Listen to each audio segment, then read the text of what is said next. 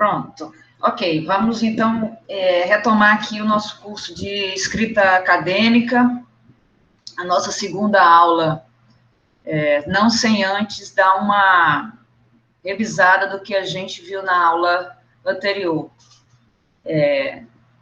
Fora a introdução sobre o que é o gênero de escrita acadêmica, eu mostrei as duas partes do curso, né, as duas principais partes do curso. A primeira parte encerra hoje e trata da organização de um artigo acadêmico. Então, na aula anterior, a gente viu título, afiliação, e vimos uma parte muito importante, que é a parte do abstract. Né? E eu deixei vocês com uma tarefinha de casa. Obviamente, eu não vou corrigir tarefinha de casa, mas eu vou aqui colocar a tela, compartilhar a tela com vocês, só um instante.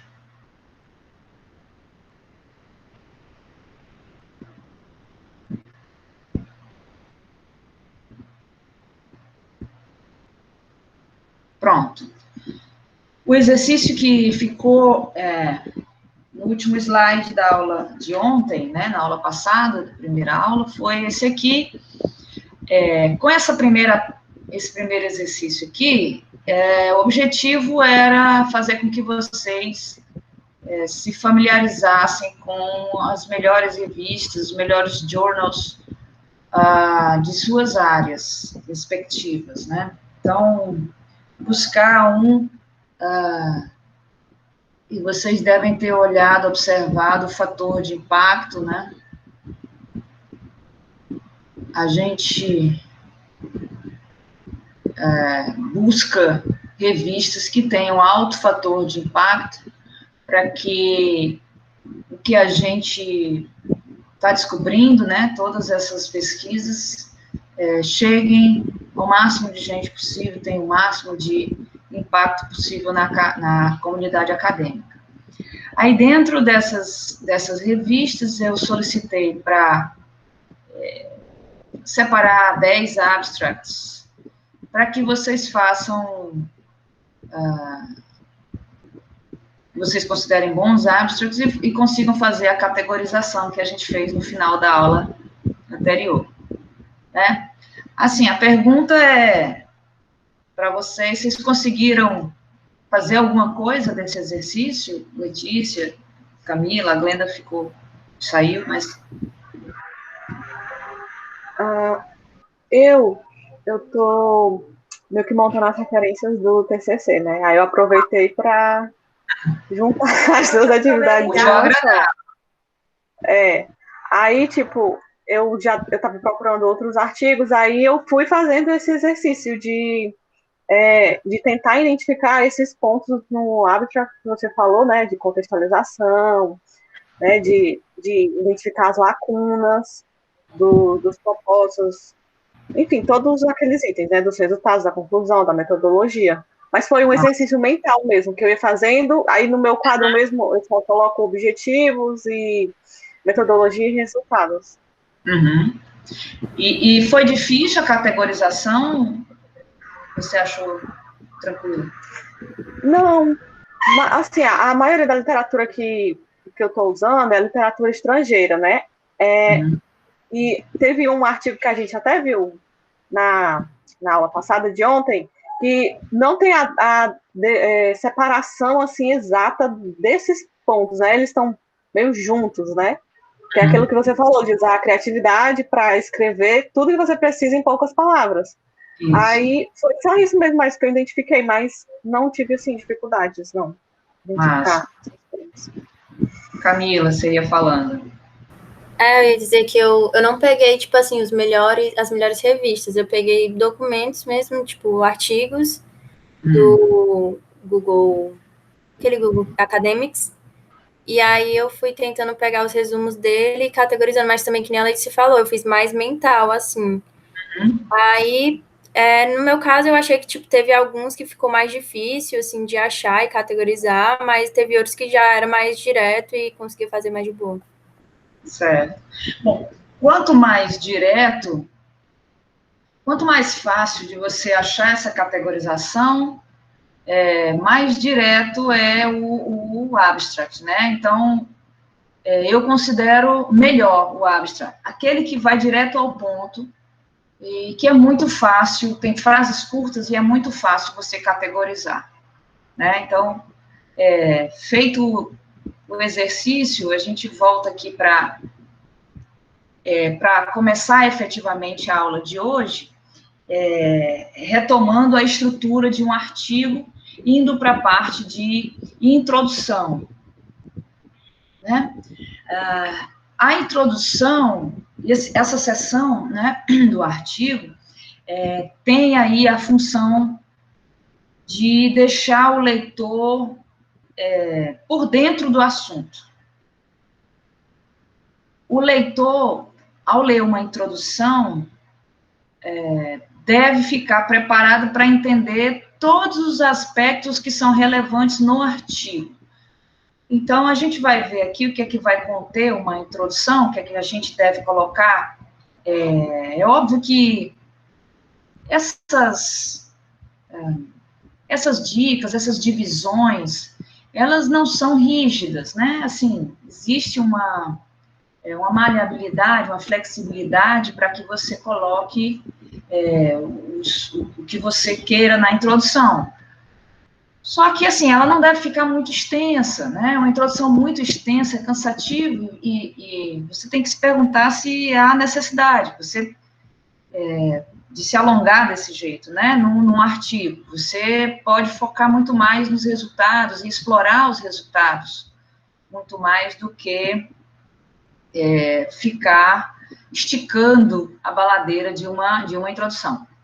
Essa introdução, ela pode ser subdividida em 4 partes, assim, como a gente fez com o abstract, nós vamos dividir também a introdução, a parte de contextualização, a parte de lacuna, o estado da arte, que o Bruno perguntou, inclusive, na aula ontem, né, sobre citação, sobre referência de outros autores, né, e o propósito do trabalho. Aí você vai dizer assim, mas isso aqui também tem no abstract.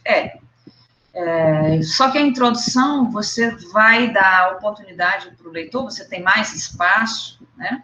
E vai dar oportunidade para o leitor para entender efetivamente o que é o assunto, quais os problemas nesse field, nesse campo de estudo, o que é que a comunidade acadêmica tem dito a respeito desses problemas, o que é que tem sido produzido, e o que é que o seu trabalho vem contar, né? O que é que o seu estudo vem dizer.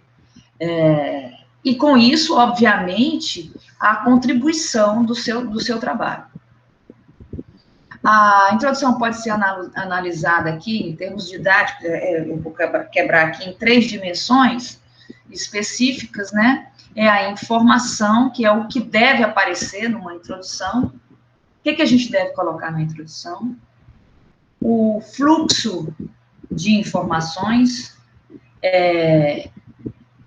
como é que você começa, a introdução tem que ter um começo, meio e fim, né? O que vai no começo, o que vai no meio, o que vai no fim, né? Em cada parte, fluxo de informação ao longo da introdução, e esse processo de citação, né, de referenciamento, que diz respeito aqui ao estado da arte, neste field, nesse campo que você está estudando. Então, vamos lá. A parte de contextualização. Quando você vai fazer a introdução do seu trabalho, você precisa apresentar esse campo de pesquisa. O leitor não tem a obrigação de saber o que está se passando, o que é esse campo. Então, basicamente, essa contextualização, você vai apresentar o campo, não falar especificamente do seu trabalho já, mas dizer, se você vai falar sobre, sei lá, educação Evasão na educação. Para que serve? Quais são os conceitos que são trabalhados, né? O que se considera evasão? Coisas assim para apresentar o campo, dizer qual é a relevância, né? Então, muita gente diz assim, olha, quando você tem uma taxa de evasão muito alta, o custo para o Estado é de tantos e tal, você vai dizer que... por que é importante estudar essa área, esse campo que você está focando, certo? Então, a ideia é que você familiarize o leitor com os termos, as expressões que são específicas da área, né? Aqui, ainda, eu peguei o mesmo texto que a gente viu na aula passada, só que vimos o abstract, né? Isso aqui, eu acho que é o primeiro parágrafo da introdução. Ele começa, few decisions in life are as complex as determinant of a person's future as choosing a college and a major. Então, ele está dizendo assim, olha, poucas coisas na vida são tão complexas e determinantes para o futuro de uma pessoa do que uma escolha que a pessoa faz, não só da faculdade que ele vai estudar, mas também do curso que ele vai cursar, né? Quando a gente está lá fazendo o Enem, você tem uma noção do que você quer da vida, muitas vezes, né,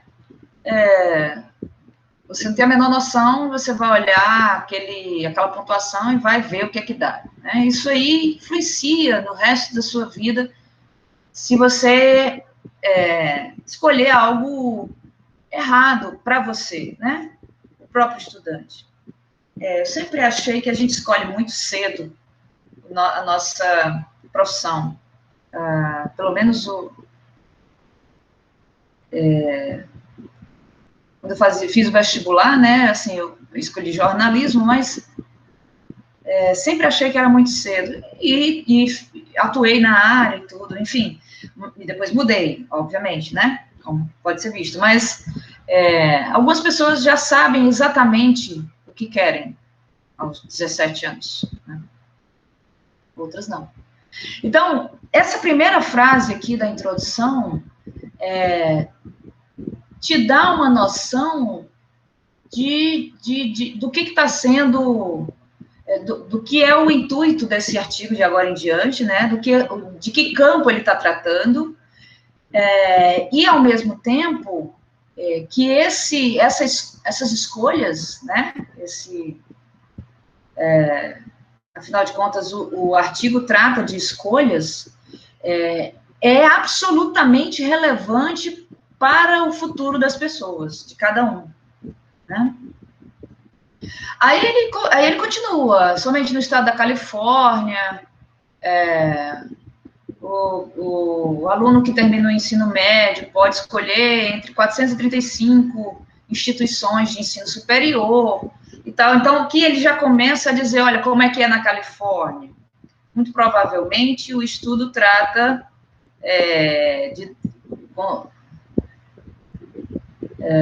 aqui está tratando do Chile junto com a Califórnia, faz uma comparação e tal. Então, ele vai, os autores, eles vão mostrando como é que é o campo de pesquisa. A ideia aqui é o seguinte, é a escolha de ensino superior. Então, você tem uma ampla gama de instituições de ensino superior a seu bel prazer, né? Aí aqui ele já contextualiza o caso do Chile com relação ao aumento nas matrículas para o ensino superior, né, para as universidades, entre 97 e 2017, né? Então, você vai colocando o seu leitor vai colocando o seu leitor a par do que está acontecendo naquele campo de pesquisa. Né? E já começa, obviamente, a citar alguns autores. Né?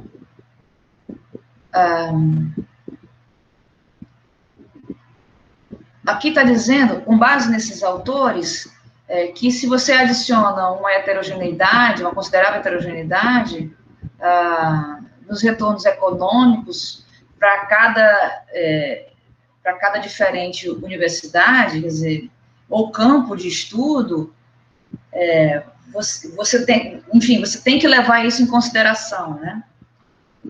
Então, enfim, você vai apresentando aqui, tem uma outra parte que diz assim, we are left with the definition of an economic problem. Aqui está posto o problema. Students with limited information facing a myriad of different possibilities that might either limit or enable their lifetime economic potential. Então, quando você não tem as informações sobre as suas possibilidades de escolha, você não tem informação suficiente, você pode encarar diferentes possibilidades de limitação ou de redução do seu potencial econômico ao longo da sua vida. Então, por que escolhas são importantes? Por que essas escolhas são importantes?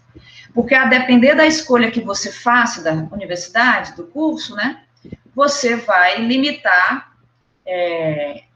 o potencial econômico dessa pessoa. Então, ele é um artigo ligado à economia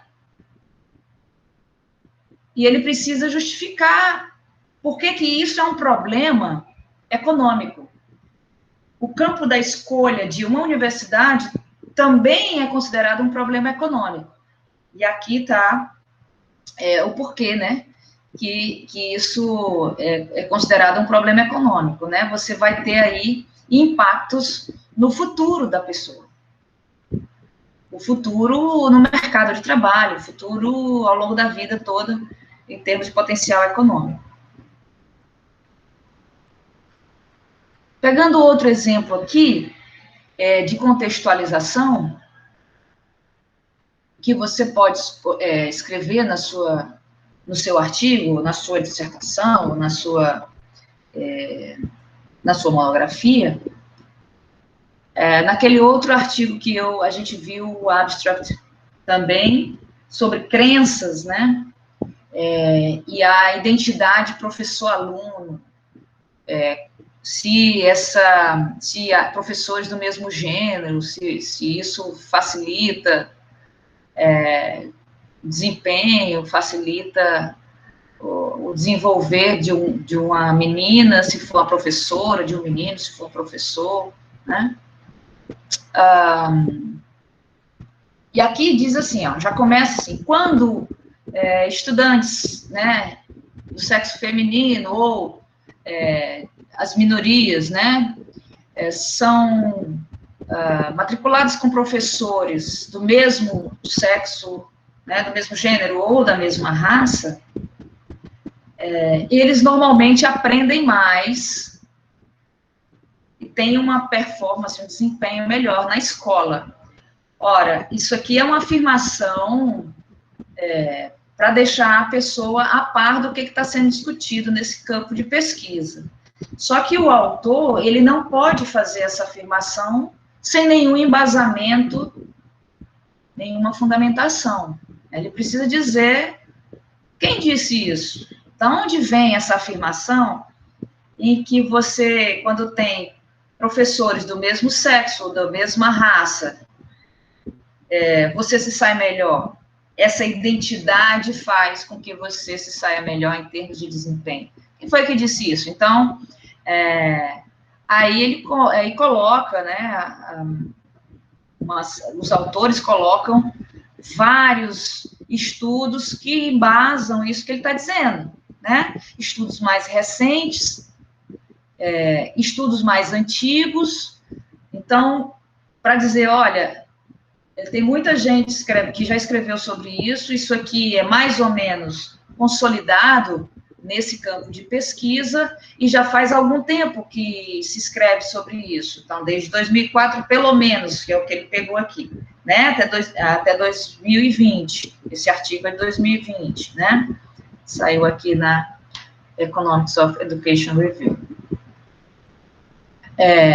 E aí a ideia é entender por que isso acontece. Então, o que é a contextualização? É uma contextualização forte, porque é uma afirmação forte você dizer que se é uma menina, tem uma professora, você se sai melhor do que se você tivesse um professor.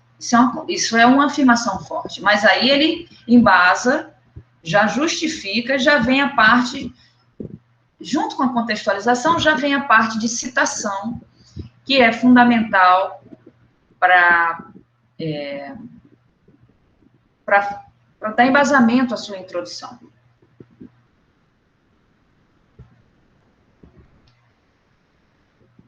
Outra parte da introdução que a gente pode observar, a parte de lacuna, o gap, né? O que ainda não ficou totalmente consolidado na sua área? O que ainda é controverso? O que precisa de mais pesquisa? Essa parte de lacuna, nós vimos que é colocada no resumo. Mas aí no resumo é só uma frasezinha. E na introdução você pode, eventualmente, explicar melhor essa lacuna, esse gap, ou estes gaps que às vezes você tem mais de um problema, mais de uma tipo de pesquisa em aberto, né, nesse campo. Aqui, voltando para o artigo, a gente vai levar esses dois artigos um pouco mais adiante, a gente vai entrar um pouquinho nesses dois artigos. Esse aqui, para quem ainda não está lembrado, diz o seguinte, o irmão mais novo normalmente é bastante influenciado pelo irmão mais velho na questão da escolha da sua instituição de ensino superior. Ele vai atrás do irmão mais velho, lá nos Estados Unidos, né? Então, quando você diz assim, more surprising is the fact that, a despeito de prominence of social interaction in contemporary education research, você tem interações sociais bastante intensas e que são exploradas na pesquisa educacional atual. Isso aqui é explorado bastante, né? Você tem várias pesquisas sobre interação social. A despeito disso, pouca atenção tem sido dada à regra em que as regras pelas quais os estudantes moldam suas escolhas, né, de uma instituição de ensino superior, do seu curso de ensino superior. Então, os pesquisadores sabem bastante sobre as interações sociais e como isso é importante dentro da pesquisa educacional, mas pouca coisa tem sido dita a respeito dessas escolhas, de como essas escolhas são feitas, né? Muito dessa dificuldade pode vir de falta de dados, né? Então, essas palavrinhas colocadas assim, dentro da introdução, olha, a despeito disso, pouca coisa tem sido pesquisada sobre blá, blá, blá, blá. Então, isso aí vai formando a lacuna, né? Vai dando o molde dessa partezinha que é fundamental dentro da sua introdução. Né? Uma vez na faculdade, as redes sociais, as relações sociais podem ser uma fonte valorosa, né, de suporte emocional e acadêmico. Aqui você está justificando, então, o porquê que essas escolhas são importantes e dizendo que e que é importante também você prestar atenção nessas redes de interação social como um suporte emocional e acadêmico. Né?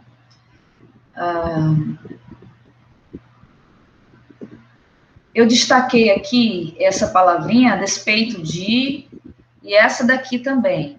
Embora esses fatos tenham sido mencionados na literatura como potencialmente relevantes, então eles citam uma série de fatos ligados a essa questão das escolhas e das interações sociais, né? Ele vai como se estivesse enumerando as coisas importantes. E aí ele diz assim, poucos artigos se propuseram um esforço sistemático de identificar os links causais entre a escolha da educação superior dos estudantes e com quem eles estão socialmente conectados. Então, a conexão social causa uma escolha. Estabelecer causalidade não é uma tarefa fácil dentro da economia, né? Eu vou só mencionar sobre causalidade muito rapidamente, porque o curso não é voltado especificamente para essa metodologia, né? E aí já fica a dica aqui, se o professor Rafael quiser montar um mini curso sobre causalidade, como fazer a parte de identificação, olha aí, já está o convite aí, eu vou ser sua aluna, né? Porque não é uma metodologia fácil de você conseguir efetivamente estabelecer essa causalidade. Então, voltando aqui para a introdução e para a lacuna, ele diz que muita coisa tem sido feita em relação à interação social, pouca coisa tem sido feita em relação às escolhas, né? E elenca uma série de fatos que são importantes, derivados dessas escolhas, e depois ele diz, olha, pouco esforço tem sido sistematizado para fazer essa conexão entre a social network, causando escolha de ensino superior, que é uma escolha que se reflete para o resto da vida das pessoas, né? Ao longo do mercado de trabalho, formação, enfim.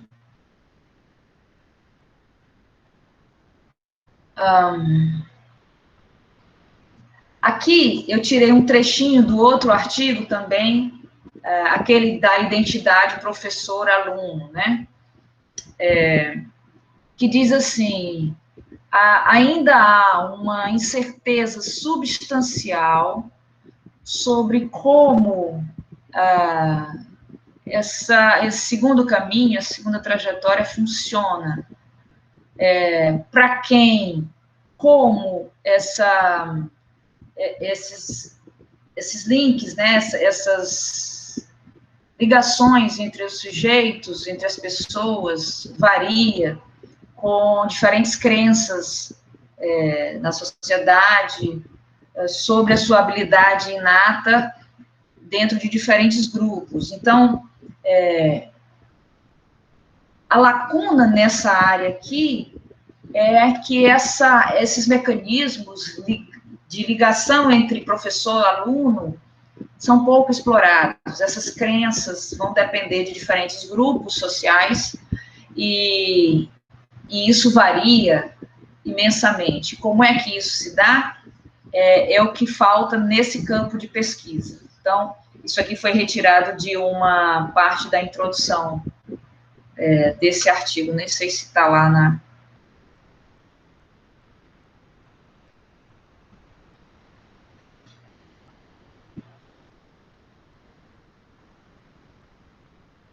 não está aqui, eu tirei de outra parte desse artigo. Certo? Então, até agora, contextualização para que o leitor entenda e você diga, olha, isso, os números são esses, o que tem de escolhas são essas, em termos de, por exemplo, quantidade de instituições de ensino superior, vai depender da área que você está pesquisando.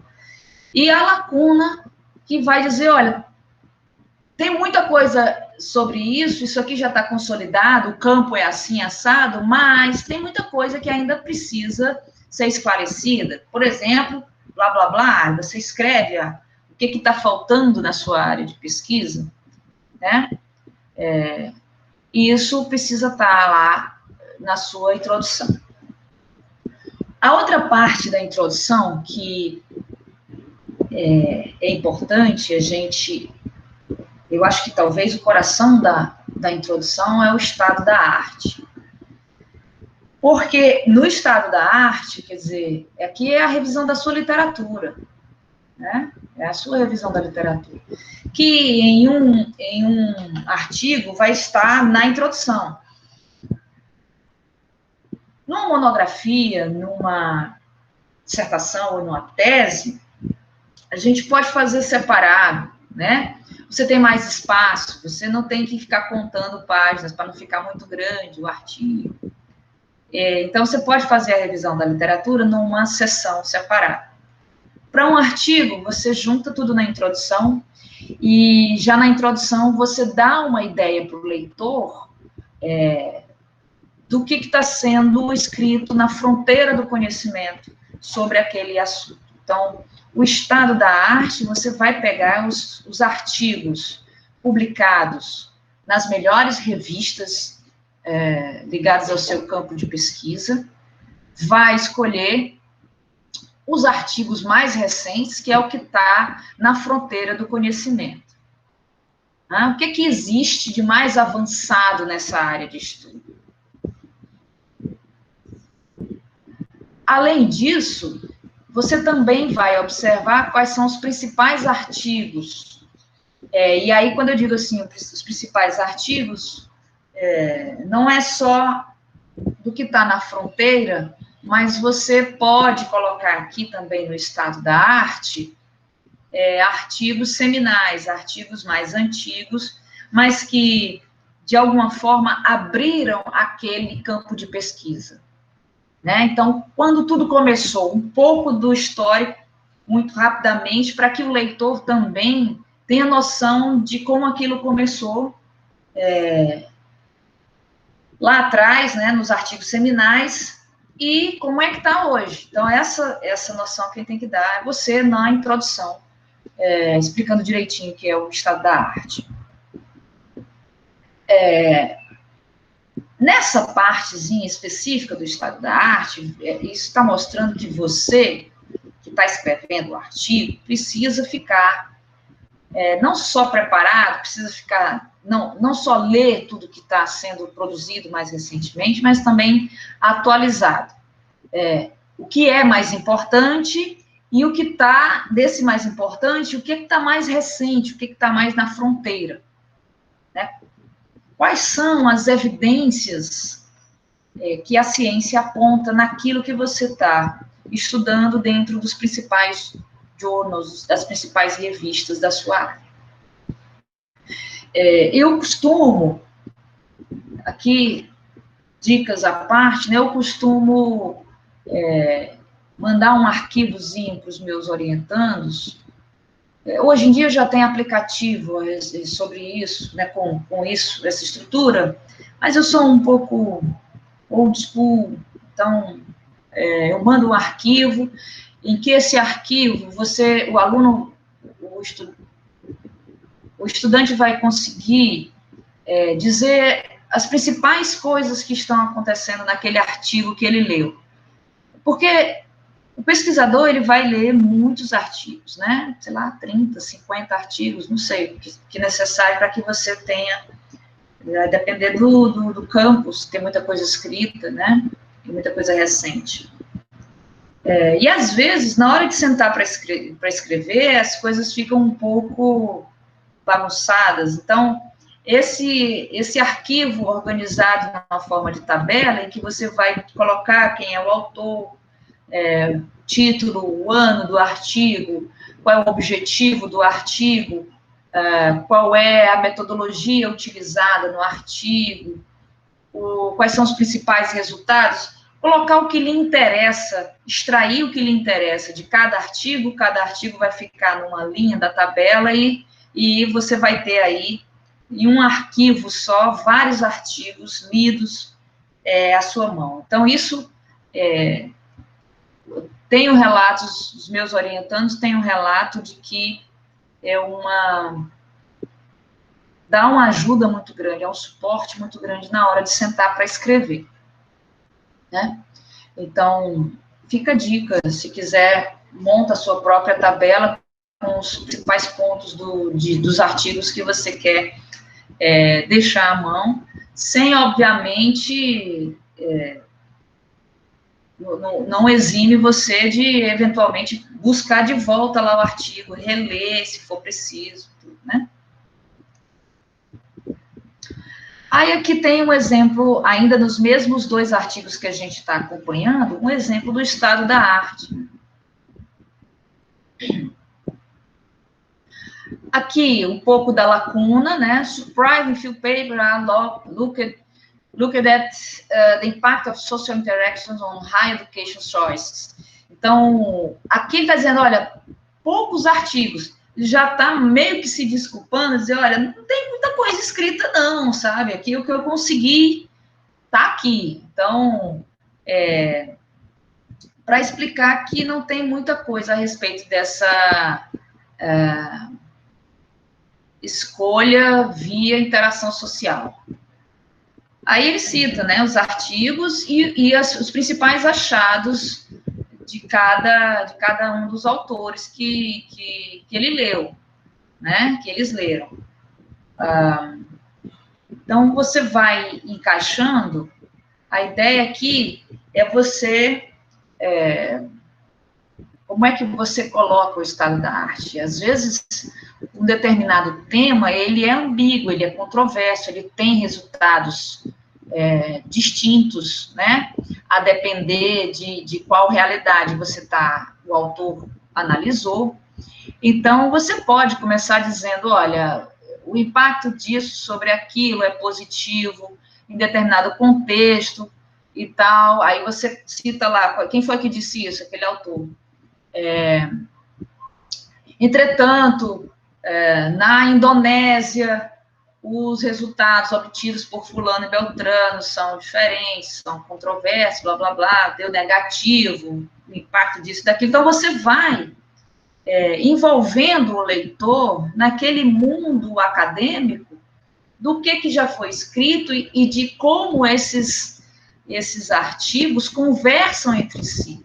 Porque quando você tem realidades estudadas que são realidades diferentes, ou às vezes até a mesma realidade, o mesmo local, mas com metodologias e dados diferentes, você encontra resultados diferentes, né? E isso precisa ser exposto. O estado da arte é isso, né? Você precisa dizer, olha, essas são as ambiguidades dessa área. Depois você vai dizer, eu estou aqui para contribuir, o meu achou, né? Meus resultados são esses, né? Eu estou contribuindo nesse campo, porque esse campo ainda está muito pouco consolidado. Esse campo tem poucos artigos escritos, então eu venho contribuir nessa área, né? Quando eu fiz a minha tese, um dos artigos da minha tese falava sobre o ensino nas escolas militares.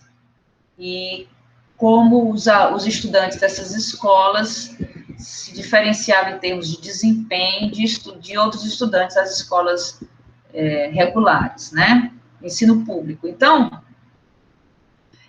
quando eu fui pesquisar o estado da arte para escrever esse artigo, eu sofri muito. Eu não sei se é pior quando você está num campo novo e você está um dos primeiros a escrever sobre aquele assunto, ou se você tem, quando você está num campo já bastante consolidado, que você não tem muito mais o que escrever e tem muita a ler, né? Muitos artigos já escritos. Eu não sei o que é pior, porque às vezes você fica procurando artigos, coisas relacionadas àquilo que você está interessado de descobrir, né? Aquela tua hipótese que você vai lá testar, e você não encontra, né? É o caso aqui, né? 1, 2, 3, 4. 4 artigos, é óbvio, eu peguei um trecho da introdução, mas mesmo assim, essa é uma dificuldade que às vezes vocês vão enfrentar. No outro artigo, perguntas? Não, professora, eu ia só falar que você falou aí de áreas relacionadas, né? Que no caso de uma pesquisa assim, que a gente está fazendo e não tem assim ainda muitos trabalhos nessa área e a gente encontra mais áreas relacionadas, então a gente já colocaria nessa parte da introdução, né? Não faria Exato. Uma sessão. Uhum. Assim, para o artigo, né? Porque você vai ter que dizer, olha, não tem muita coisa escrita, isso aqui é um campo relativamente novo, mas tangencia esse assunto, né? Tem outras áreas que podem complementar isso que eu estou estudando. Então, me dá um exemplo, Letícia, do que você está com dificuldade de encontrar, especificamente, qual é o campo e quais são as áreas relacionadas que você está encontrando. No caso, seria o meu próprio trabalho mesmo, do TCC, que a gente tem a hipótese, né, de que alunos que estão em áreas de riscos de enchente, quando sofrem essas enchentes, tem algum efeito sobre o desempenho educacional. Aí, como não tem muito, na verdade, não tem, assim, trabalho sobre isso, aí eu estou indo atrás mais de áreas relacionadas, que aí eu pesquiso coisas referentes à urbanização, coisas referentes ao crescimento das favelas, né? Desordenado, Crescimento desordenado da urbanização, né? Isso. E coisas relacionadas a alterações do clima, afetando o desempenho acadêmico, essas coisas assim. Pois você vai falar do clima, e aí não necessariamente você vai encontrar artigos que falam de enchentes, né? Não necessariamente. Então, tem a ver, mas não é diretamente ligado àquilo que você está estudando. E aí você tem que se virar, porque é uma coisa nova, né? É algo diferente, e a gente paga o preço por ter uma ideia, assim, que não está muito difundida, né? Que não está consolidada, que você não tem muita coisa escrita. Esse é o preço de você ter que buscar coisas que estão relacionadas, né? Para poder fazer com que o teu leitor esteja à vontade para entender aquele teu ambiente, aquela tua contextualização do que você está querendo escrever, né? Aqui um pouco do estado da arte, da identidade professor-aluno, né, daquele artigo de identidade professor-aluno, em que ele vai, olha, as crenças das crianças sobre elas mesmas, e e o mundo são influenciadas por sua exposição a mensagens da sociedade. Então, ele começa construindo um discurso. Isso aqui é algo já estudado, aí ele já cita aqui quem é que disse isso, né? Porque não pode tirar do nada. Todas as afirmações que você está colocando ali, elas vêm do que você leu. Então, aquilo que eu falei na aula de ontem.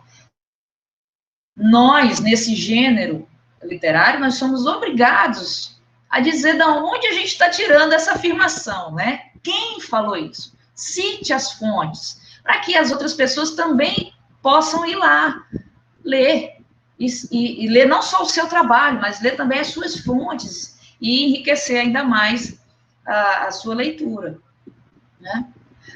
Então, ele dá uma geral aqui, olha, a crença da criança sobre ela, sobre o mundo que ela vê, é influenciado pelas mensagens que ela recebe da sociedade. É um começo, né? Quem disse isso está aí. Nós focamos na crença de que os garotos são naturalmente melhores do que as garotas em matemática.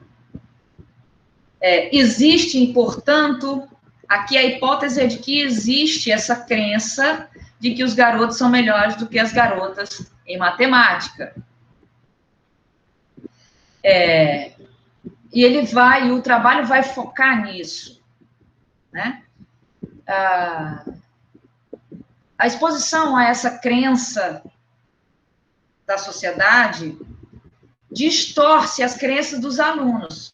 Quer dizer, a sociedade, o que o artigo está querendo construir nesse estado da arte aqui, é o seguinte, olha, não é que a garota seja efetivamente pior do que o garoto em matemática. Não.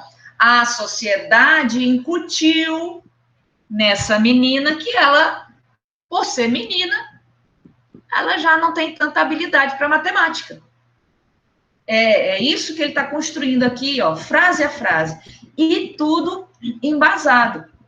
Ele não está tirando do nada, né? E você nota que são artigos recentes, né? 2018, mais antigo que está até agora aqui, 2015, né? Então, colocar isso na introdução, não necessariamente, um erro que acontece bastante é o estudante querer pegar cada um desses artigos e escrever, por exemplo, um parágrafo para explicar cada um desses artigos. Não, gente. Esses artigos, eles conversam, eles têm sinergia entre si. E, portanto, às vezes eles convergem, dizem a mesma coisa. Então, por que você vai ficar explicando em parágrafos diferentes artigos que dizem a mesma coisa? Você escreve uma frase só. Lembra, o artigo, ele é para ser direto, conciso, claro. Ele é para ser assim, todas as suas partes.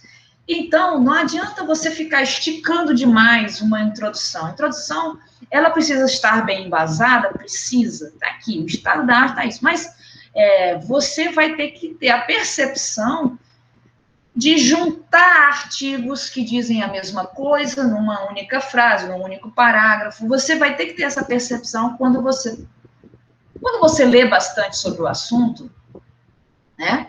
Quando você tem essa fundamentação, você já consegue, automaticamente, você já consegue fazer as ligações entre os artigos, seja convergentes, né, em pontos convergentes, seja em pontos divergentes. Às vezes, dois artigos que você leu, em determinados momentos, eles têm pontos de convergência, em outros momentos, eles têm pontos de divergência, e aquilo precisa estar no seu estado da arte, na sua introdução.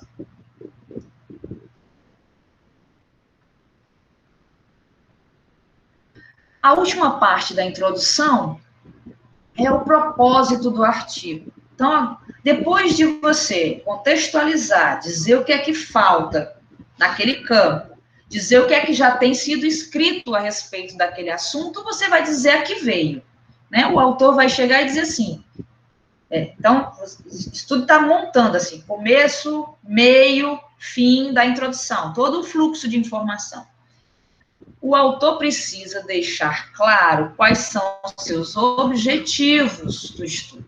Então, começa a dizer, olha, aqui nos 2 artigos que a gente está analisando aqui ao longo do curso, esse artigo contribui, o que veio dizer? Para fechar essa lacuna, né? Apresentando uma evidência empírica crível de uma relação causal entre a escolha do ensino superior e a escolha do irmão mais velho, né, por uma instituição de ensino superior e do seu irmão mais novo. Existe uma relação causal entre esses 2 irmãos, em termos de escolha. Aqui no outro tem escrito assim, neste artigo, nós vamos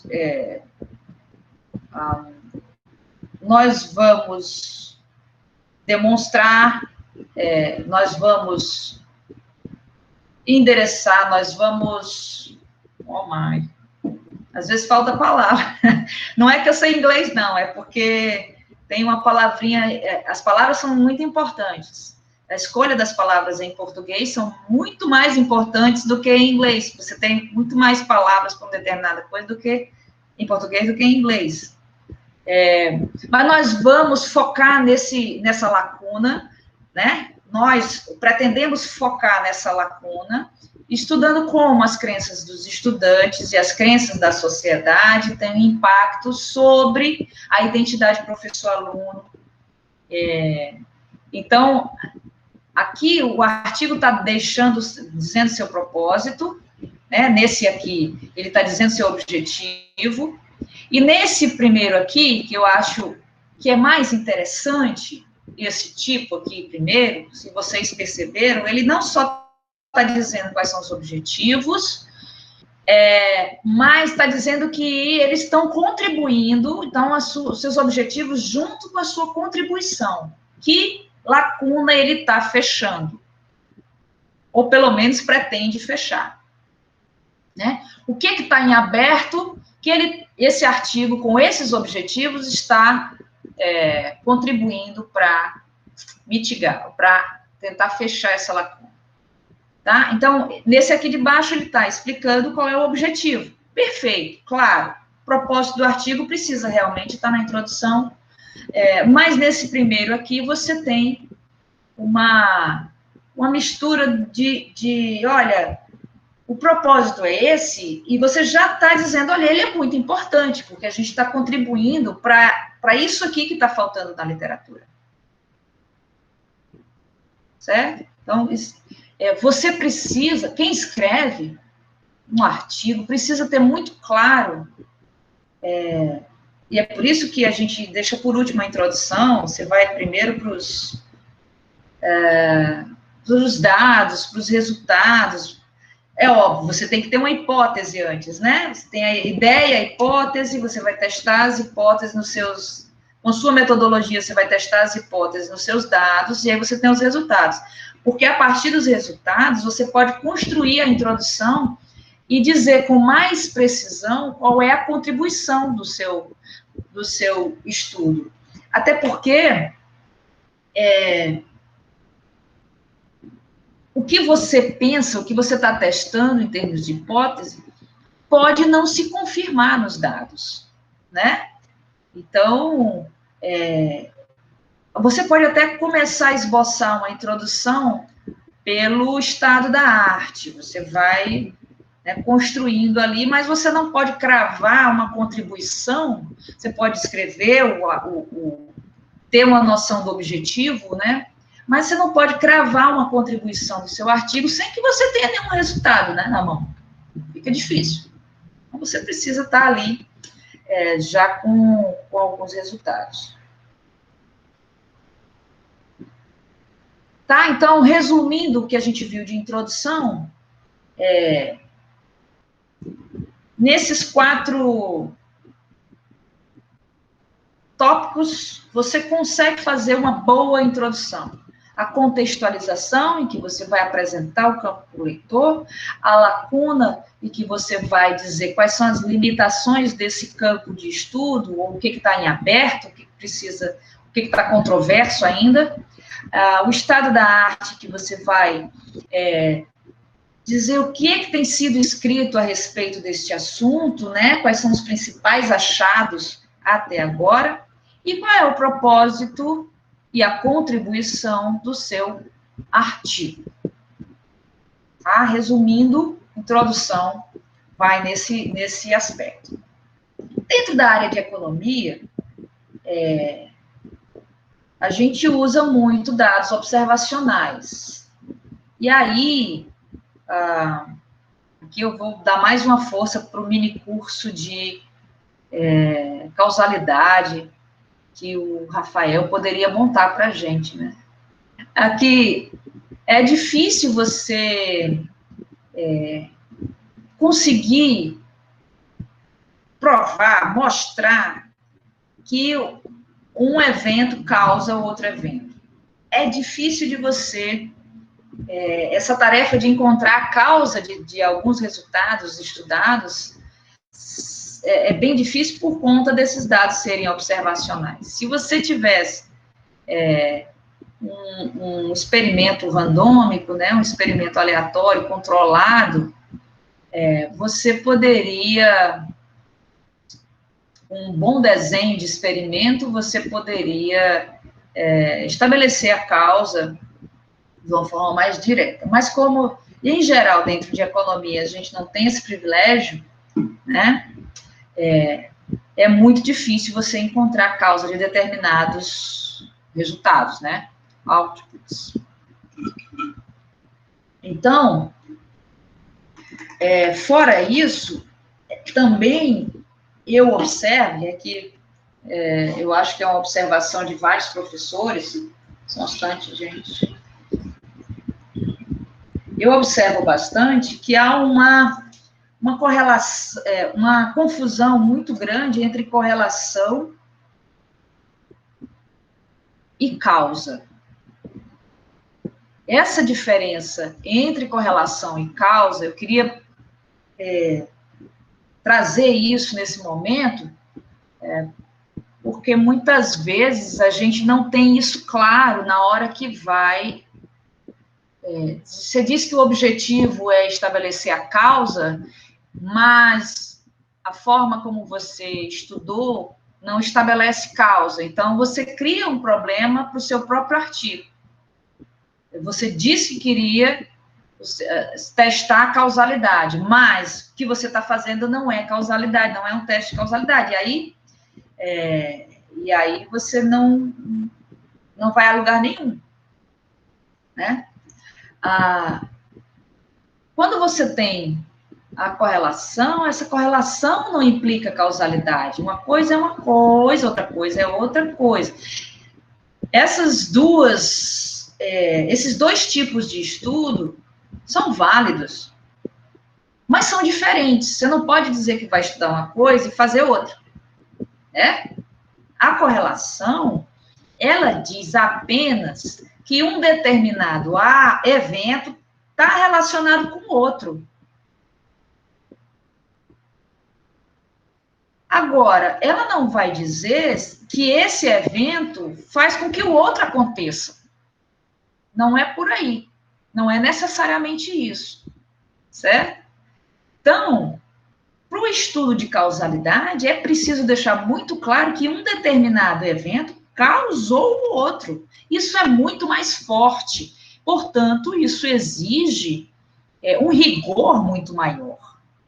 Né? Por isso que eu aqui já estou advogando para que o Rafael traga esse mini curso para explicar essa parte de causalidade e como o pesquisador pode pensar nessa metodologia de forma a você escrever um artigo rigoroso, né? Isso para a economia é fundamental. Tem muita gente afirmando várias coisas que não necessariamente são verdade. Eu vou dar um exemplo aqui que eu vi, acho que aqui é o título do artigo, né? Breakfast, Eating and Weight Change in a 5-Year Perspective, Analysis of Adolescents.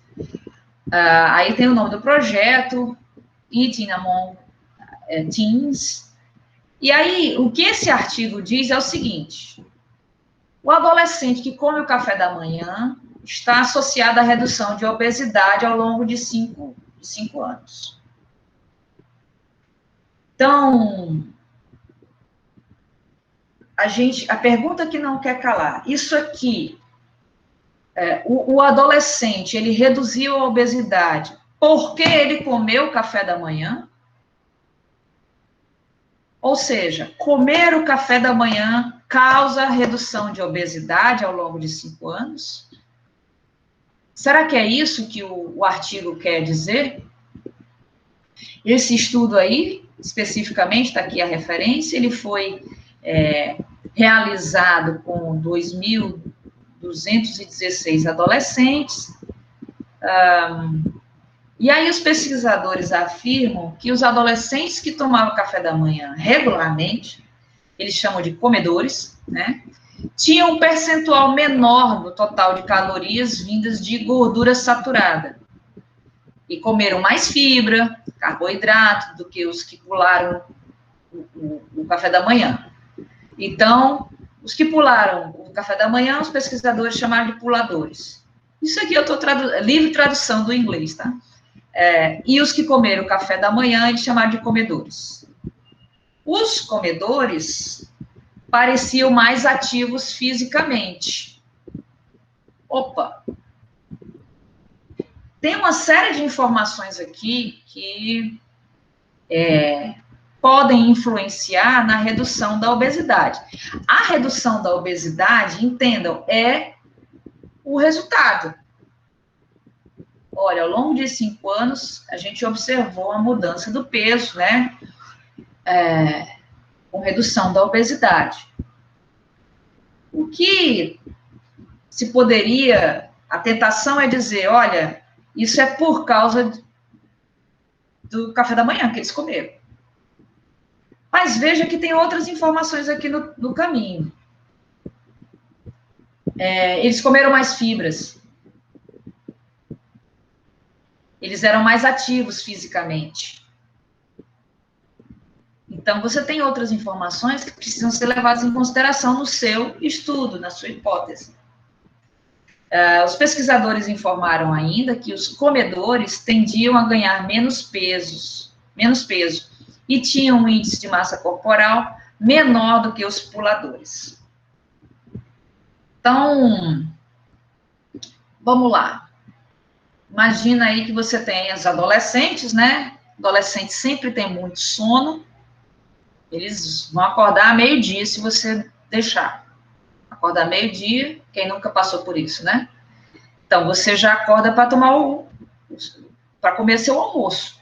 Você não vai tomar café da manhã meio-dia, já acorda para almoçar, né? Então, esses são os puladores. Agora, o cara que fica na cama até meio-dia, ele não fez muita atividade física, né? Então, será que isso não influencia, no final das contas, para obter esse resultado? Então, algumas associações que a gente pode fazer. Comer o café da manhã, você está acordado no café da manhã. Mais ativo. Pular o café da manhã, mais obeso. Será que comer o café da manhã pode prevenir a obesidade? Perguntas relevantes. Será que comer o café da manhã torna a pessoa mais ativa? Será que pular o café da manhã a pessoa tem certeza que ela vai ficar obesa? Então, aqui é que está a observação e a diferença entre causalidade e correlação. Sabe, há muita coisa entre comer o café da manhã e reduzir a obesidade. Há várias informações no meio do caminho.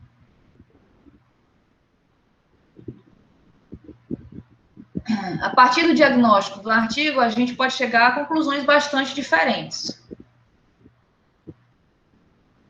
Comer o café da manhã, ficar mais ativo, faz com que você coma o café da manhã.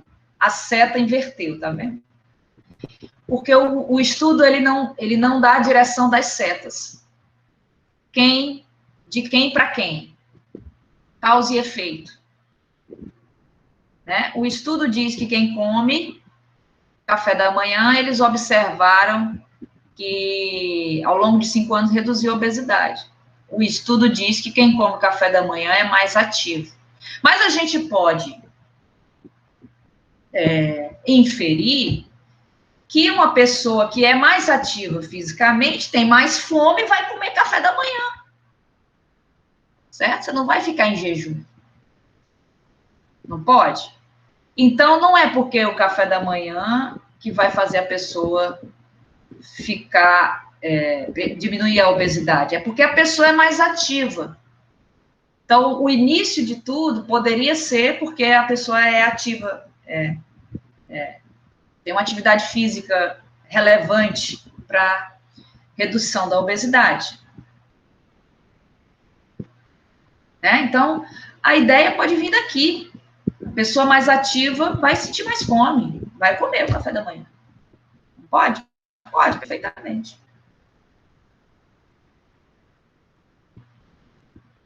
E se a seta fosse de ficar obeso para pular o café da manhã? Fosse nesse sentido? Pode ser que uma pessoa obesa não sinta fome de manhã. A fome vem à noite, né? A pessoa come à noite, que é uma beleza. E aí vai pular o café da manhã. Pode ser, inclusive, gente, que haja um terceiro fator que não foi analisado, que esteja causando tudo isso. Né? A questão da atividade física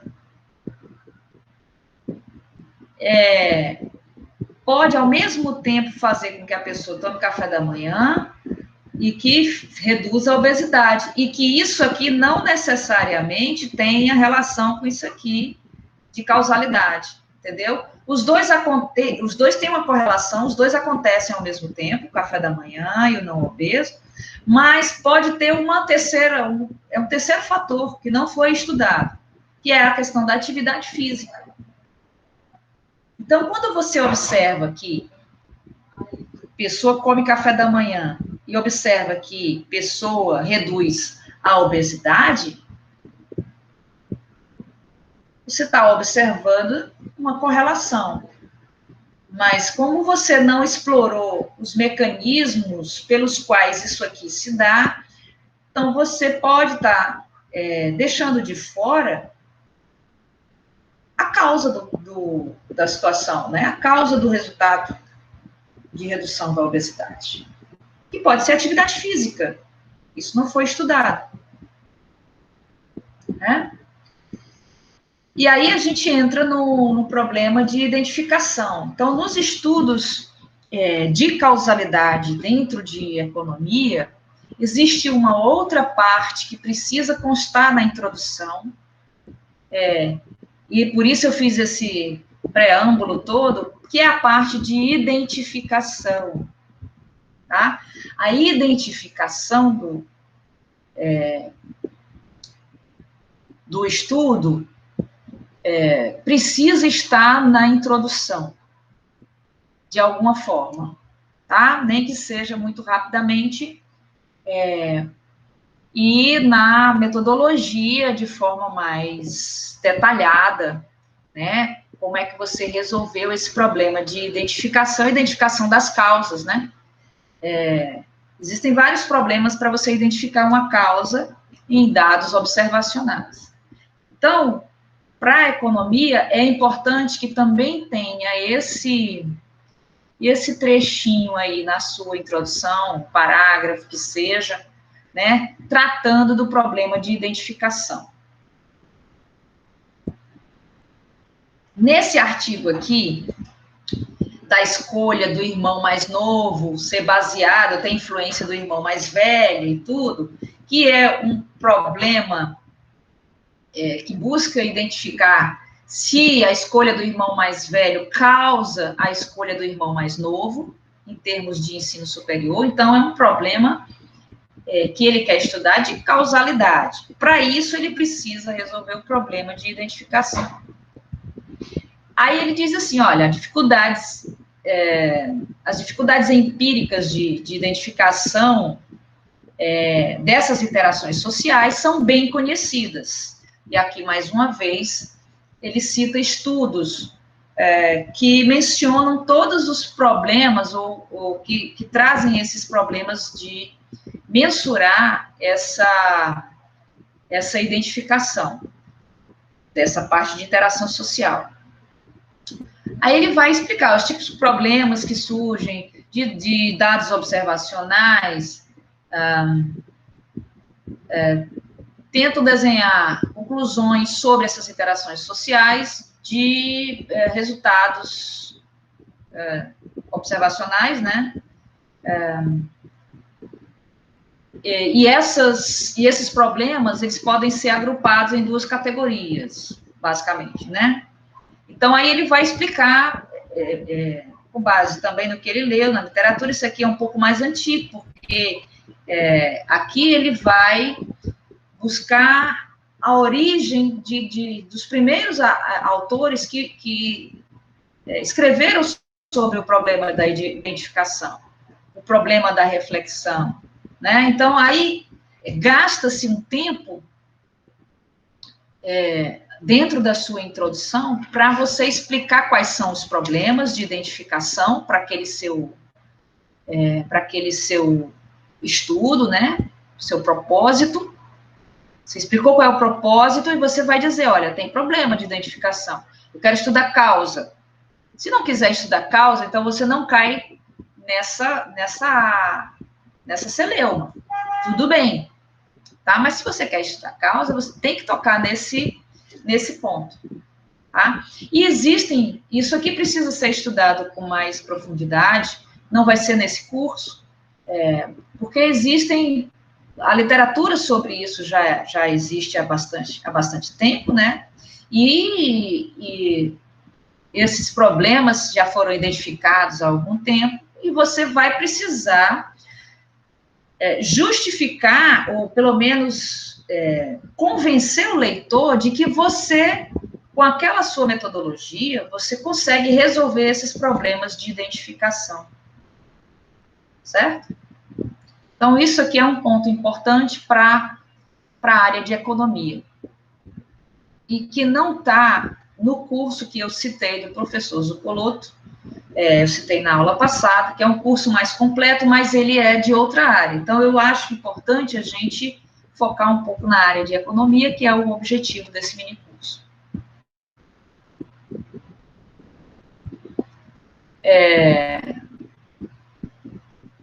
Continuando ainda no problema de identificação, em que o autor vai tratar da causalidade, vai mostrar que ele consegue identificar e isolar o efeito, né, da causa sobre o resultado do estudo, ele consegue isolar, identificar essa causa. Aí ele continua, olha, o segundo grupo de complicações que surgem quando fatores não observacionais influenciam o comportamento e tal. Então, quando você tem, por exemplo, metodologia de seleção em observáveis, né, fatores observáveis, você pode ter problemas com base em fatores não observacionais, não observáveis, né? E essa é uma complicação quando você quer estipular a causa. E isso pode gerar, pode ser o resultado de formação de endogeneidade de grupo, né? Uma seleção, um viés de seleção. Enfim, com base nesses problemas que os autores expuseram aqui, esse outro artigo aqui já diz, olha, nós lidamos com esse problema explorando a questão das regras de admissão descontínua.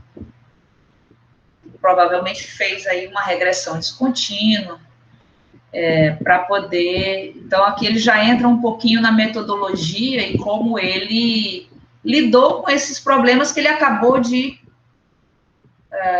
mencionar, né, que são os problemas de identificação.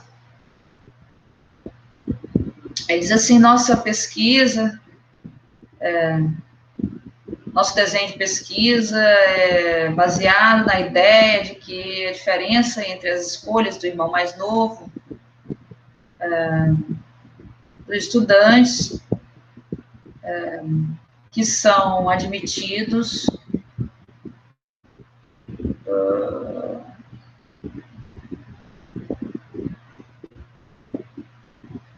e a diferença entre os que são admitidos e os que são rejeitados. Então, você vai observar as diferenças. Então, o estudo se baseia na diferença entre os mais novos que foram admitidos e os que foram rejeitados nessas instituições e fazer o link disso com os seus irmãos mais velhos, né, matriculados nesse mesmo grau, né, nessa mesma instituição. Tá? Então, você expõe qual é o problema na sua introdução, expõe os problemas de identificação e diz que metodologia você vai usar para poder lidar com esses problemas. Aqui está dizendo da regressão descontínua e também qual é a estratégia que ele vai usar para identificar essa causa, que causa, né, uma decisão causa outra decisão, um resultado causa outro. Alguma dúvida? Não, tá. Tranquilo, você já tinha ouvido falar desse problema de identificação, dessa questão, dessa diferença de correlação e causalidade? Isso é Já. pacífico para vocês, é tranquilo. Então, beleza. A Camila está falando que não tinha ouvido. Não, né? Olha aí. Tá. Olha a novidade aí. Então, é bom ficar atento a essa parte também, que é uma parte bastante importante. Seguindo no fluxo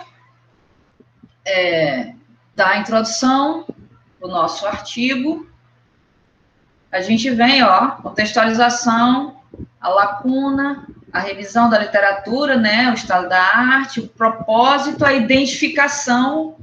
Então, a gente sai do geral e começa a descer para o específico, né? Olha, existe isso foi estudado, está faltando aquilo, está aberto, todo mundo está... Fulano falou isso, Beltrano falou aquilo, eu quero estudar isso, aí começa a fechar, eu quero estudar isso, eu tenho esse problema, eu vou resolver dessa forma. Pronto. Você fecha a introdução aí. Né? Você sai do geral para o específico. A questão da citação, que eu comentei também, é importante, né? O processo de citação, o processo de referenciamento é obrigatório nesse gênero literário, né? A gente precisa citar outros autores e muito cuidado com os autores, com os artigos que vocês selecionam, né? Vocês vão buscar as melhores revistas das suas áreas para selecionar os melhores artigos. Você olha o fator de impacto da revista e você vai lá. Bom, a gente tem muito acesso a bons artigos, então, em geral, você não tem problema com isso. Cuidado com o reaproveitamento de texto, né? Mais uma vez aqui, plágio, isso é uma prática inapropriada, esse reaproveitamento de texto, você não pode plagiar nem a você mesmo, é bom deixar isso claro. E aí o plágio fica caracterizado quando você repete o texto que está publicado, tal e qual está lá. Você não consegue interpretar o texto que está publicado e citar corretamente a fonte. Né? É óbvio, você vai ter que citar o texto de outros autores no seu artigo. Então, o processo de citação serve para você, cada ideia, cada afirmação que você faça, você deixar claro de onde veio aquela ideia, então você vai citar a ideia e nunca o texto. Por isso que você não pode copiar e colar. Não, nunca. Certo? Nunca. A questão da seleção de referências, eu já falei para vocês, né? Essa importância também de pegar artigos seminais, artigos que deram origem àquele campo de estudo, e artigos mais recentes, né, para o estado da arte.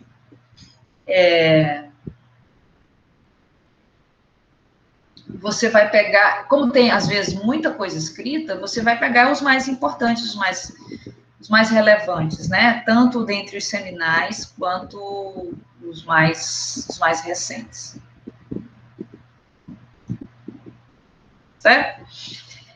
E aí a gente vai para a parte final do artigo, são resultados, discussão e conclusão. Eu não vou discutir aqui metodologia, porque a metodologia, você vai descrever a metodologia do seu artigo, né? E se for causalidade, isso pode estar dentro da sua introdução, também, um trechinho, né? Dentro da sua introdução, e também lá no resumo, tá? Então, dependendo da revista que você quer submeter o artigo, as seções podem vir escritas assim: resultado, discussão, conclusão, pode vir separado, pode vir junta. Enfim, a composição é mais ou menos essa. Você não vai fugir muito disso. Tem que ter resultado,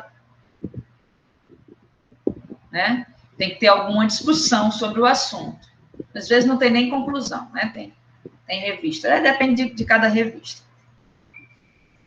E aí é nessa sessão, vamos lá, resultados e discussão. É nessa sessão que o autor vai demonstrar aquela hipótese lá geral que originou o artigo, né? E aí você pode colocar, para mostrar que você conseguiu chegar, testou e conseguiu comprovar a sua hipótese, você vai usar todos os artifícios que estão à sua mão, gráficos, tabelas, cálculos, texto, todo o material ilustrativo que você foi montando ao longo dos seus resultados, que são importantes para mostrar os resultados. Existe uma tendência mais recente, né, de dar mais peso, ou a relevância tem crescido da parte gráfica, né, qualidade da parte gráfica das figuras. Então, às vezes, o que acontece bastante é que o aluno escreve no texto o que já está bem claro na figura. Ou então, isso não é aconselhável, porque se a figura, se a tabela está clara, a tabela ela precisa ser autoexplicativa. Precisa ser autoexplicativa. Então, se a tabela é autoexplicativa, você não precisa explicar a tabela. O que você vai fazer é complementar as informações daquela tabela. Acontece, às vezes, também que a tabela ou o gráfico está mal feito. Então, não está autoexplicativo, e aí você precisa de um texto para dizer o que você quis dizer no gráfico. E aí é ruim também. Né? Então, é bom ficar atento na maneira como você constrói o gráfico e, às vezes, ficar olhando só para o gráfico para ver se você entende, da maneira como está, você precisa entender aqueles resultados que estão expostos ali. Se você não consegue entender, é porque o gráfico precisa ser melhorado. Professora, não é porque eu observo também que, às vezes, muitos artigos, às vezes, vêm com um anexo, aí onde estão as tabelas e os gráficos. Assim, às vezes, nessa parte, né, do artigo mesmo, de resultados, então, tem só lá mesmo as coisas escritas, aí depois que vem os gráficos. Isso depende da revista. Né? Isso acontece muito também em working paper. O artigo que está em trabalho, que tem muitos resultados, e aí eles são jogados lá para trás no anexo. Eu detesto ler trabalho assim, porque você fica aqui, aí vai lá para trás. Ou então, quando está na tela, né? Aí você desce, aí você volta para a página, tem que decorar a página que você estava para poder voltar, para poder continuar lendo. Quebra muito a sequência, né, de leitura. Eu não gosto, particularmente, mas isso também depende da revista, né? O site que você está publicando seu working paper. E às vezes também isso pode acontecer de você ter só poucas tabelas no texto principal e muita coisa no anexo, no apêndice, que às vezes é disponibilizado online. Então, isso acontece muito quando você quer economizar espaço. Você tem muito resultado para mostrar, mas você tem revista que diz assim, você pode escrever até tantas mil palavras. E aí você tem essa restrição, você precisa ser conciso, e você tem o resultado. Então, você pode dizer assim, olha, numa nota de rodapé, alguma coisa assim, ó, os resultados de heterogeneidade dos dados disseram isso assim, assado, estão à disposição no apêndice online. Você deixa para o leitor, se ele tiver curiosidade de ver aqueles resultados específicos, ele vai lá e consulta, e isso te economiza espaço dentro do artigo, porque às vezes você tem limitação também do número total de palavras que você pode escrever, né? Eu já passei por isso. Tem revista nacional que tem essa limitação também, então, às vezes você não tem como fugir, você, às vezes, uma das saídas é colocar num apêndice, uma coisa assim online, né? Então, a maneira como o autor escreve e descreve os resultados faz a diferença para o artigo ser aceito. Então, se você mandou o artigo para uma revista, passou pelo editor, o editor leu o teu abstract e diz, esse artigo, ele aparentemente está bem escrito, tem a ver com o objetivo da revista, né? Às vezes a revista tem uma linha, né, uma linha acadêmica, e você precisa estar de acordo com a linha acadêmica da revista que você manda. E aí ele manda para o referi, ou para os referis, para analisar o teu artigo. Então, a maneira como você... Aí os referis chegam até o resultado, né? O editor, às vezes, nem vai lá nos resultados. Às vezes, rejeita logo de cara, né? A maneira como você escreve o resultado vai fazer a diferença para o artigo ser aceito ou não. Aí eu fui lá, olha, eu fui para 1956. E aí vocês vão ver a diferença de escrita da época de Solow, aqui é o artigo do Robert Solow, né? Uma contribuição para a teoria do crescimento econômico. Se vocês não estudaram ainda crescimento econômico, vão ver isso aqui. Então, o artigo de Solow. Aí, lá pelas tantas, diz assim, there may not be, in fact, the case of Douglas function, there never can be any, blá, blá, blá. Então, lá pelo meio do negócio, ele diz, pode ser que não, isso não seja assim e tal. Então, hoje, isso aqui não fica legal. Quer dizer, você... pode ser que sim, mas pode ser que não. entendeu? Você deixa essa incerteza, a ideia de construir um resultado, de escrever o que você está expondo para a comunidade acadêmica como resultado, você precisa justificar e dar as certezas, e não as incertezas, né? Incerteza já está lá, né? Todo mundo já começa com incerteza. Então, o que você precisa é ser assertivo. É dizer, olha, fiz isso, usei tal metodologia, o resultado é esse. O resultado é esse, eu estudei a maneira como se chega a esse resultado, a causa seria essa, o mecanismo seria esse. Olha aqui, tá os gráficos, as tabelas, e você vai organizando o texto, construindo o seu discurso. O seu discurso não pode ser dúbio. A linguagem, a gente vai ver isso na parte de estilo, mas a linguagem acadêmica, ela não pode ser ambígua.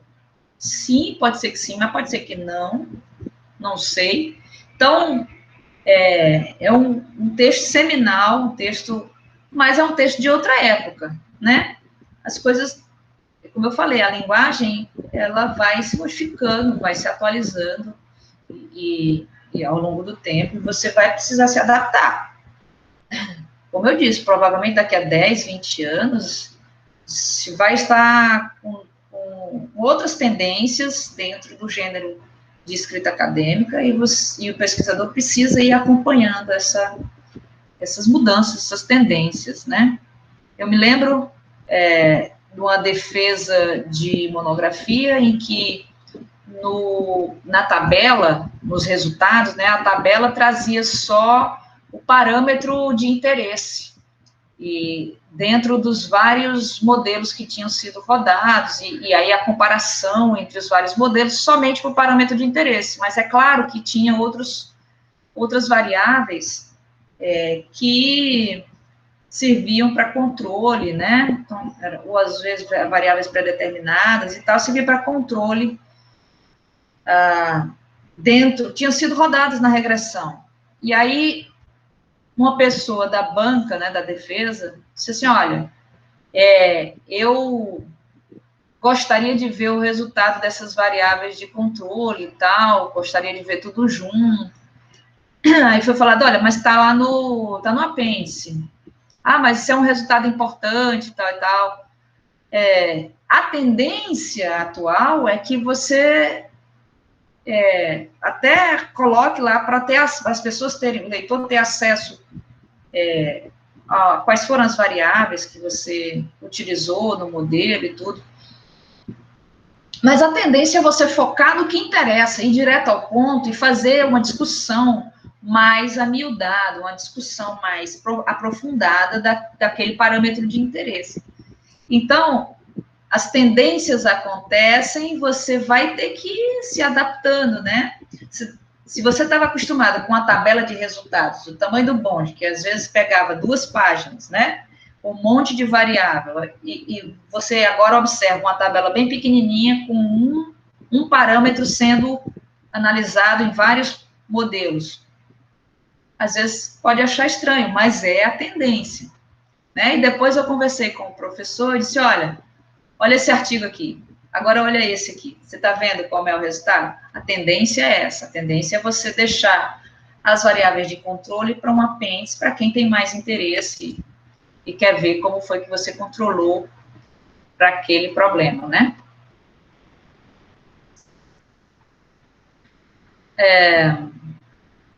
É preciso estabelecer, isso é importante, uma conexão entre a introdução e a seção de resultados. O que você coloca lá na introdução precisa ter um correspondente na seção de resultados. Então, se você coloca desafios a serem cobertos lá na introdução, esses desafios, essas lacunas, elas precisam ter resposta na seção de resultado. Você lança o desafio na introdução e você responde o desafio na seção de resultado. Então, essa conexão é interessante que exista. né? Tentar sugerir informações relevantes que deveriam aparecer em uma boa sessão de resultados e discussão. Então, o autor ele vai fazer uma triagem dessas informações relevantes e pode, muitas vezes, fazer o link com o que já foi escrito, um paralelo, traçar um paralelo com o que ele leu a respeito do assunto, que está no estado da arte, né, que já foi escrito, e aqueles resultados que ele obteve.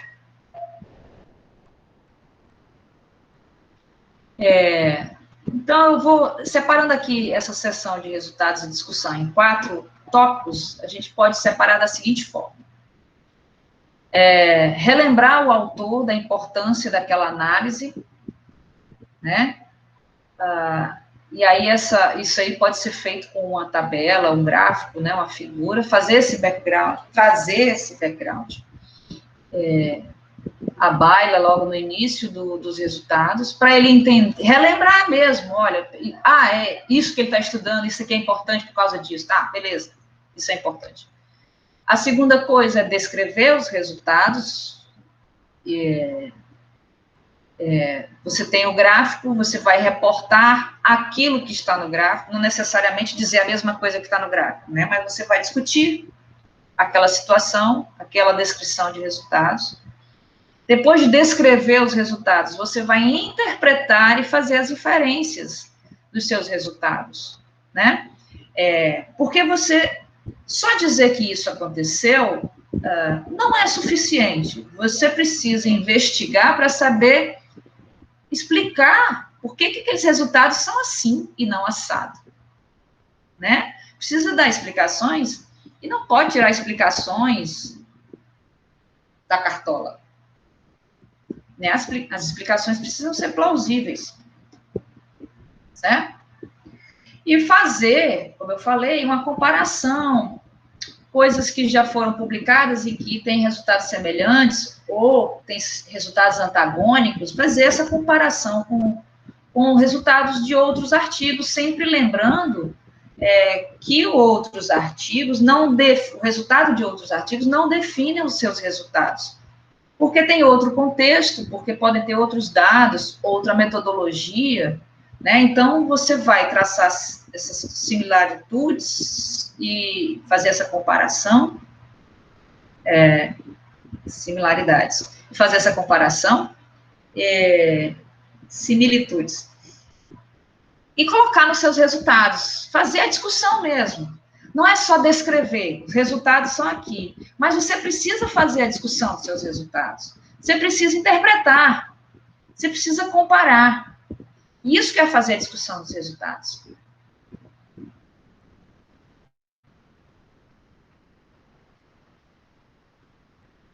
Olha só, aqui é um exemplo, né? Aqui é de escolas profissionalizantes, algum resultado aí que eu busquei.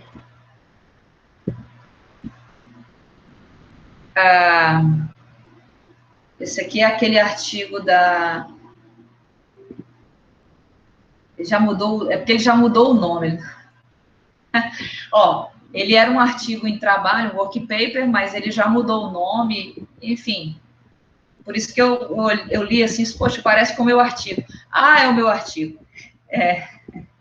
O do Rafael, né? O Rafael escreveu junto conosco. Eu tive uma pequena contribuição, pouca. Mas é importante vocês notarem, ó, o quão descritivo, quão pormenorizada é essa tabela. Então, você tem aqui 6 linhas aqui, 6 colunas aqui, que tratam de matemática e língua portuguesa, com modelos diferentes, né? O que se colocou, yes, no, o que se colocou em cada modelo, e os resultados. E aqui, essa descrição, nessa legenda, é super detalhada. Ela vai... quando você pega uma tabela como essa, ela se explica. ela se explica. É isso que eu estou dizendo em termos de... Então, você não precisa ficar no texto de resultados dizendo a mesma coisa que está escrito aqui nessa tabela, né? Você pode dizer o seguinte, ó, esse resultado aqui significa tantos anos de diferença entre os estudantes de uma escola e de outra, blá, blá, blá. Você vai detalhar essa tabela sem se repetir, porque a tabela, ela é autoexplicativa. É para ser assim, né?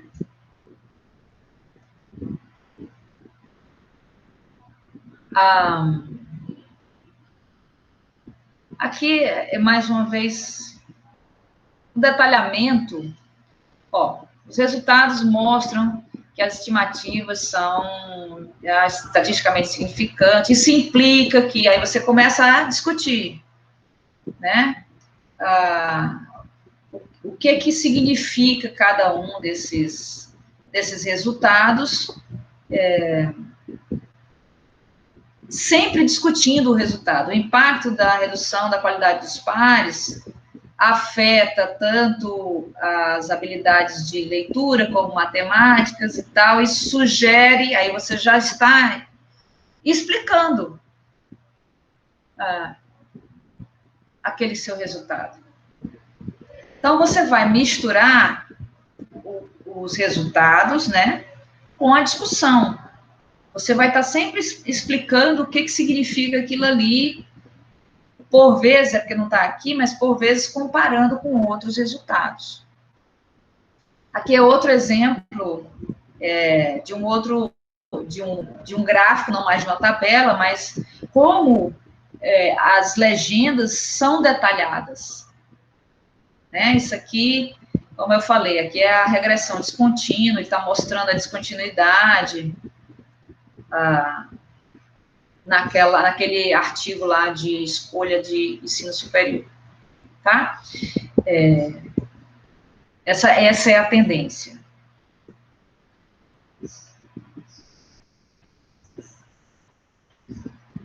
Aqui, a gente costuma colocar os principais resultados em gráficos e figuras, porque você consegue ser mais conciso nas figuras, né, nos gráficos. Os resultados menos importantes e que você quer mencionar, pode vir no formato de texto, sem ser necessariamente em gráfico, em figura, em tabela, né? Você precisa equilibrar o que tem na legenda, o que tem no texto, né? Aqui que eu estou falando, batendo nessa tecla, cuidado para não haver sobreposição, né? E que também, mais uma vez, a figura aqui, ela é autônoma, ela é autoexplicativa. O leitor não vai precisar de texto para entender a figura, ela precisa ser autossuficiente. E em termos de conclusão do artigo, essa seção vai mostrar a importância do trabalho que foi desenvolvido naquela área, né? A ideia toda aqui é dizer que aqueles seus resultados servem para avançar a fronteira da pesquisa. Né? Contribuições efetivas do seu trabalho para o campo de estudo. E dentro da conclusão, o que você vai colocar? Vai colocar os principais achados, né? De uma forma mais concisa, porque eles já foram discutidos na sessão de resultados e discussão. Só os principais achados, você vai interpretar esses principais achados, e começando a sair, nessa interpretação, você começa a sair do específico e ir em direção ao geral. E depois que você interpreta esses seus principais resultados, você vai para a contribuição para a área de estudo, que é mais geral, certo? Você tem um resultado muito específico, você discutiu esse resultado e esse resultado serve para contribuir para a área mais geral. Então, é o oposto da introdução. Da introdução, você sai do geral, vai para o específico, na conclusão, você sai do específico e vai para o geral. em que você pode, aqui também na conclusão, colocar pesquisas futuras, né? O que pode ser complementado a partir daquele seu estudo, a contribuição não só para a área de estudo, mas a contribuição para políticas públicas, que é importante dentro da área de economia, né? Importância para as políticas públicas. Então, isso precisa estar dentro da sua estrutura da conclusão de um artigo. Nessa descrição dos principais resultados, você vai enfatizar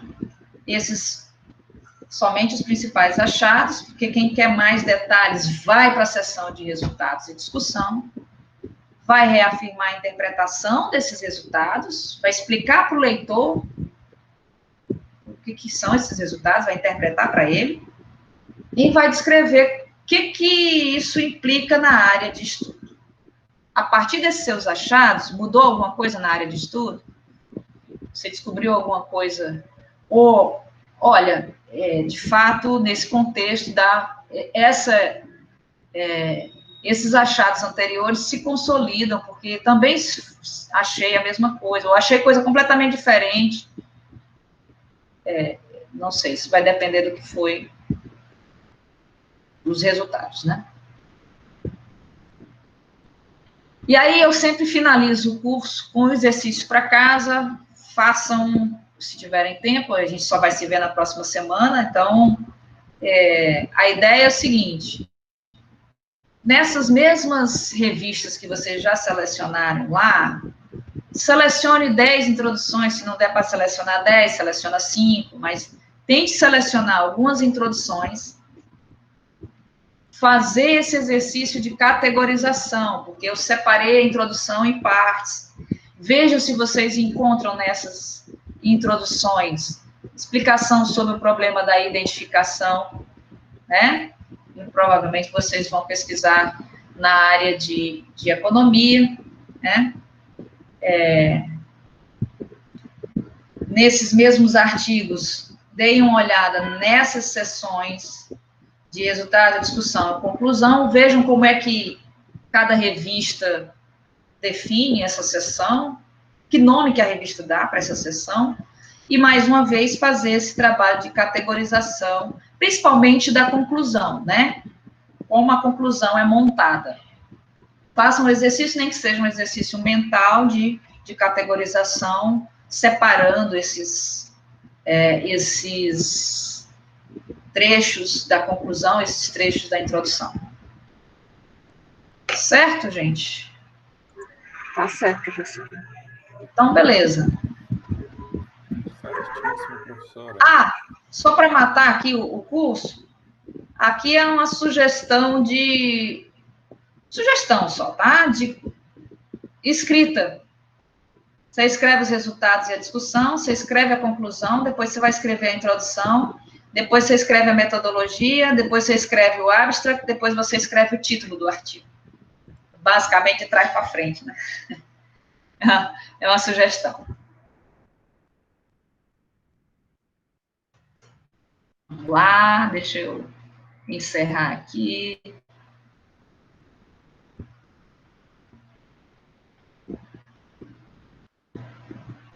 Interromper aqui a gravação.